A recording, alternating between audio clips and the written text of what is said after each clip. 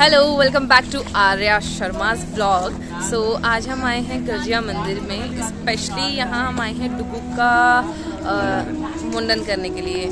आइए चलते हैं हमारे साथ इस सफ़र में आगे की ओर। मंदिर शुरू होने से पहले यहाँ आउटसाइड में पड़ती हैं ये छोटी छोटी स्टॉल्स। हमने यहाँ से सबसे पहले डुगू जी के लिए लिए एक हैट। काफ़ी धूप थी यहाँ, तो मुंडन के बाद बाबू को हेड बर्निंग ना हो इसलिए। बट हैट ट्रायल टाइम्स हमारी मैडम जी तो सो रही थी, लेकिन साइज इशू ना हो बाद में तो चेक करना भी ज़रूरी था। फिर हमने माता का प्रसाद और भेंट के तौर पे घंटी ली, जो यहाँ आही चेक कर रहे हैं। और ये बड़ी सी स्माइल मेरे बच्चे की। यहाँ पे प्रसाद ले लिया है और यहीं से ही है मेन एंट्री, जहाँ से गर्जिया का पुल स्टार्ट होता है। बहुत ही अच्छी वाली वाइब्स आ रही हैं एक्चुअली, और मंदिर वगैरह में जाते तो वैसे ही वाइब्स आ जाती हैं। और पर यहाँ की यू नो व्हाट, यहाँ से आना जाना टाइम टू टाइम हो जाता है, पर पता नहीं क्यों ऐसा कोऑर्डिनेशन ही नहीं बैठ पा रहा भगवान जी का और हमारा। रास्ते से गुजर रहे पर यहाँ पे एंट्री नहीं हो पाती। बट आफ्टर अ लॉन्ग आखिर वो दिन आ ही गया कि मैं और पूरी फैमिली और विद डुगू जी, डुगू जी हम आ ही गए। और डुगू जी का यहाँ पे है मुंडन। स्पेशली इस स्थान को हमने चूज किया उसके मुंडन के लिए। हम इस पवित्र स्थान पर पहुँच तो गए हैं, पर क्यों ना इस व्लॉग में थोड़ी सी जानकारी आप सभी के साथ भी साझा की जाए माँ गर्जिया मंदिर के बारे में। ये मंदिर हमारे उत्तराखंड के सुंदरखाल गांव में जो कोशी नदी है उसके ठीक बीच में है, जो अप्रॉक्स 15 किलोमीटर आगे होगा रामनगर से। जैसा कि मैंने अपने बड़ों से जाना है और साथ ही में थोड़ा सा गूगल किया है, उस हिसाब से कहा जाता है कि गिरजिया देवी गिरिराज हिमालय की पुत्री हैं और भगवान शिव की पत्नी हैं। माँ गिरिजा का नाम उनके पिता गिरिराज के नाम पर ही प्रभावित होकर गर्जिया पड़ा था। करंटली उपटा के जिस टिले पर माँ निवास कर रही है, वो कोशी नदी में एक बार बहुत तेज बाढ़ आई थी, तो उसी में एक ऊंचे पहाड़ से बहकर आ रहा था। ये देखकर वहाँ भैरव देव ने माँ को थोड़ा सा आराम करने के लिए कहा। तभी से माँ इस ऊंचे टिले पर विराजमान है। उम्मीद करती हूँ माँ गर्जिया की ये छोटी सी स्टोरी मेरे थ्रू आपको मिली और आपको पसंद आई होगी। चलो बढ़ते हैं आगे की ओर। मुझे लग रहा था डुगू इस पानी को लेकर थोड़ा सा स्कैरी हो जाएगी, बट नहीं, उसने काफ़ी इंजॉय किया, उसे बहुत मज़ा आ रहा था। जैसे कि आप स्क्रीन पे देख सकते हैं उसकी बड़ी सी स्माइल, जो उसकी खुशी को अलग ही बता रही है। फिर हम यहाँ पे डुगू जी को थोड़ा पानी के साथ खिलाने के बाद हमने सीधे इसको लेके गए मुंडन के लिए, और यहाँ पे स्टार्ट किया इसका मुंडन का कार्यक्रम।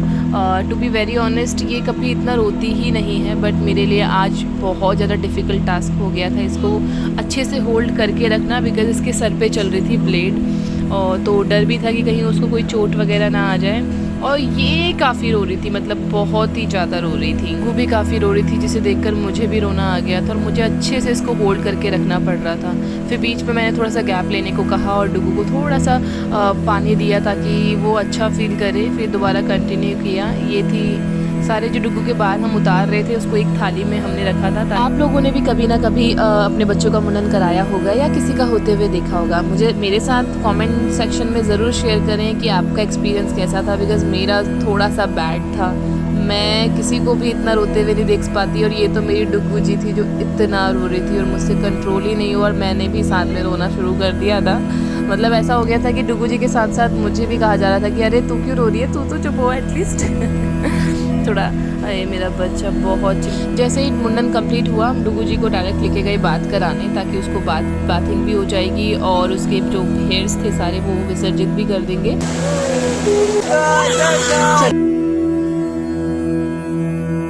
पंडित जी का कहना है कि बच्चे के जो मुंडन के बाल होते हैं उन्हें विसर्जित बुआ या मौसी के हाथ से किया जाता है, और वो मतलब विसर्जित करने से पहले, भगाने से पहले उस बच्चे के लिए एक दुआ मांगी जाती है, जो पूजा यहाँ पे कर रही है।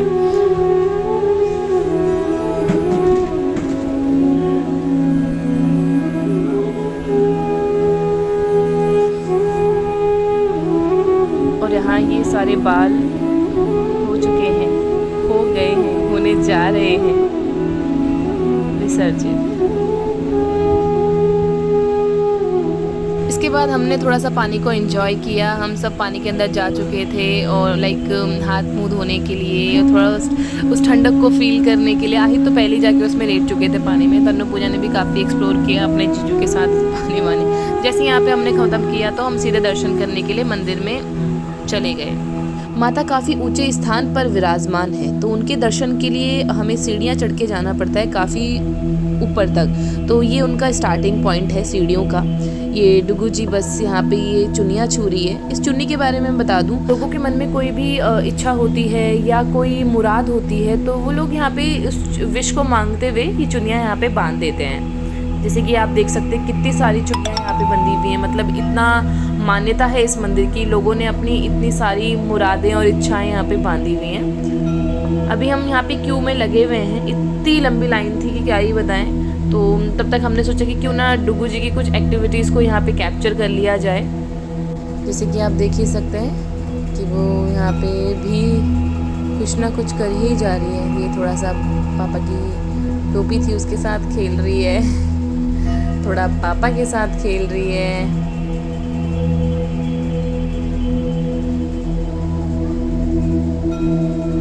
ये देखो उसने टोपी से पापा की आंखें ही बंद कर दी है।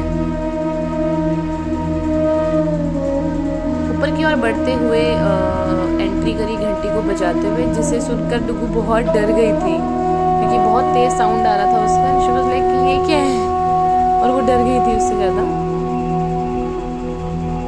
फिर हमने कोशिश किया कि इस डर को निकाला जाए, क्यों ना इसी के हाथ से पहले घंटी बजवा लेते हैं। सबसे ज़्यादा फन पार्ट हम सबके लिए ये हो गया था कि डुगू का हाथ अपने सर से हट ही नहीं रहा था। उसके लिए हो गया था कि मैं हमेशा कभी अपने सर पे हाथ करती थी तो कुछ ना कुछ सिल्की लगता था। आज मेरे बाल कहाँ गए, कहाँ है मेरे बाल, इन लोगों ने क्या किया है मेरे साथ। पूरी जगह उसका हाथ अपने बस सर पे था। ये है वो ऊंची सीढ़ियाँ जिनके बारे में जस्ट थोड़ी देर पहले मैंने आपसे बात की थी। ये हमारे लेफ्ट हैंड साइड वो सीढ़ियाँ जो ऊपर की ओर जा रही हैं, राइट साइड हमारी सीढ़ियाँ हैं जो हम नीचे दर्शन करने के बाद लोग नीचे को आ रहे हैं। देखो कैसे थके आ रहे हैं, जय माता दी का नारा करते हुए नीचे को आ रहे हैं। काफ़ी अच्छी वाइब्स आ रही थी। इवन आप देखो यहाँ पे कितनी सारी चुनियाँ, जो मैंने आपसे बात की थी कि मुरादों वाली चुनियाँ होती हैं, यहाँ पे आप कहीं पे भी बांध सकते हैं। पूरा एरिया ही माता रानी का है, कहीं पे भी आप बांधेंगे आपकी इच्छा ज़रूर पूर्ण होगी। तो ये कार्य हमने भी इवन किया है। हमने भी यहाँ पे अपनी मुराद की एक चुन्नी बांधी है। ये मैडम हमारी पूजा जी, आहिद, मम्मी, हम देखो कितने दूर से चल के इतने ऊपर तक आखिरकार हम भी आ गए। बस थोड़ा सा और दूर थे माता रानी के दर्शन करने में। जैसे हम ऊपर को जा रहे होते हो तो एक माता का दरबार 20 सीढ़ियों के बीच में भी आता है। यहाँ पे भी हमने दर्शन किए, मैं आपको दिखाती हूँ। काफ़ी ही अच्छे से माता रानी को सजाया हुआ था, बहुत अच्छे से वो यहाँ पे विराजमान थी। आई थिंक ये माँ कालका थी। ये देखो कितने सुंदर जोड़े में हैं।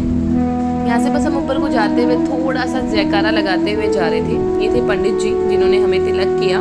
ये है माँ गर्जिया का दरबार। आखिरकार हम इतनी ऊंची सीढ़ियाँ चढ़ने के बाद उनके आगे पहुँच ही गए, जहाँ पे पापा मम्मी ने ऑलरेडी दर्शन कर लिए हैं। आहिद ने भी एक छोटी सी भेंट चढ़ाई और मैं आपको थोड़े से दर्शन करवा देती हूँ। बहुत कम ही दर्शन हो पाएंगे आप लोगों को, अगर करने हैं तो खुद ही आना पड़ेगा। यहाँ पे पंडित जी ने डुगू जी का जो मुंडन हुआ है उसकी भी थोड़ी सी पूजा करी और उसके माथे पर सर भी ये बनाया, तिलक किया। इसमें भी डुगू जी काफ़ी रो रही थी।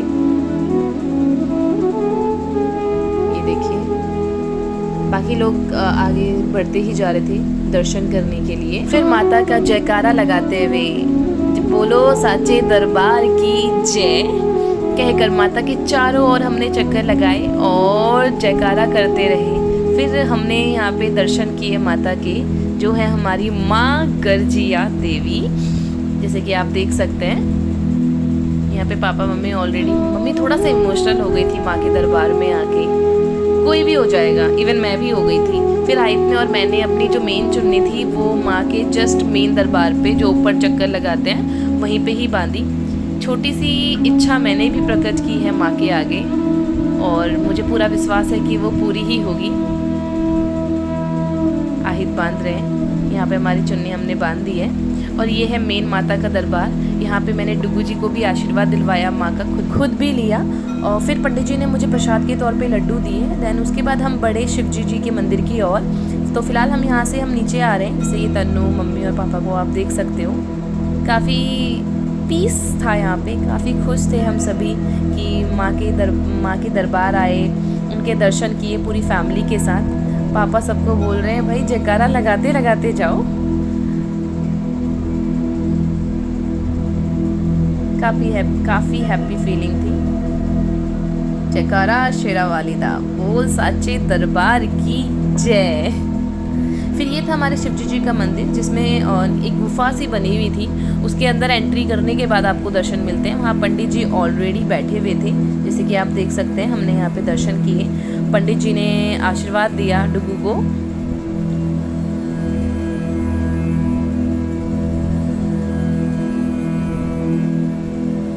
फिर हम बाहर आए और उसके बाद एक एक करके पापा, मम्मी ने और तन्नू पूजा ने भी दर्शन किए शिवजी जी के। एक काफ़ी विशाल मूर्ति वहाँ पे विराजमान थी शिवजी जी की। जैसे कि मैंने आपको स्टार्टिंग में ही बताया था कि जो हमारी माँ गिरजियाँ हैं वो शिवजी जी की पत्नी हैं, इसलिए उनका तो यहाँ पे एक स्थान होना ज़रूरी था। ये तन्नू पूजा भी अंदर गए, इन्होंने भी आशीर्वाद लिया, शिवजी जी के चरण स्पर्श किए। फिर आए बाहर की ओर।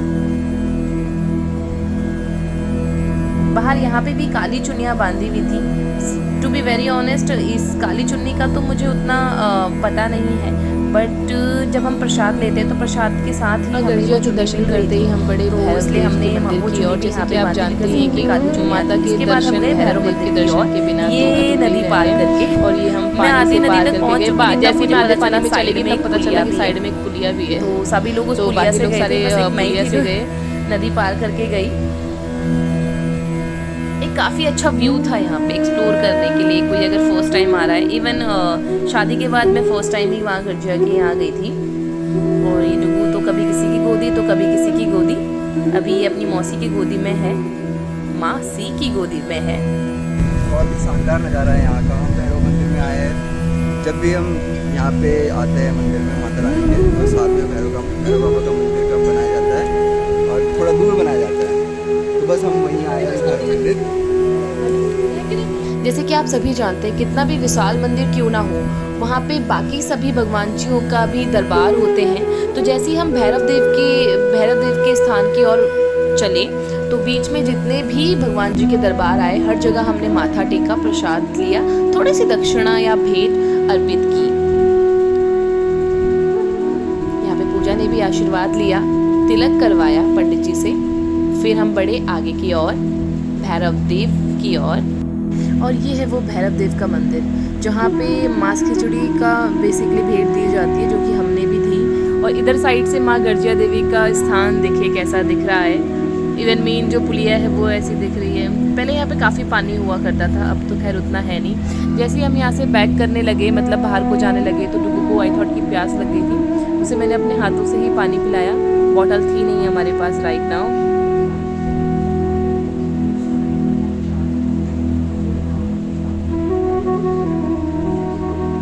यहाँ से जाते समय हम सब और आही, मम्मी, हम सभी ये पानी से ही पार करके गए।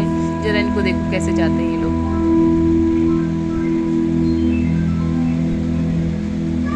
आते समय पानी से मैं होते हुए आई थी, तो इन लोगों को ये था कि हमें भी एक्सपीरियंस करना है कि पानी के अंदर से जाने में कैसा फील होता है। तो यहाँ आहिद, पूजा, डुगू पानी से होते हुए जा रहे हैं और पीछे पीछे मैं इन्हें कैप्चर करते हुए। देखिए तो जरा,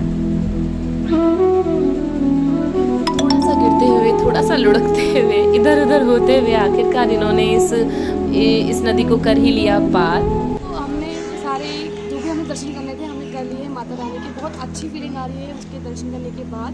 और गर्जिया आने का मेन हमारा मोटिव था, वो था हमारा डुगू का मुंडन, जो कि हमने करा लिया है। और डुगू में तो बिल्कुल भी चेंज नहीं आया कि पहले बाल वाला और फिर उसके बाद गंजा वाला, बिल्कुल भी चेंज नहीं आया। मैं आपको दिखाती हूँ कैसे हम करने जा रहे हैं अपना इस ब्लॉग को यहीं पे एंड।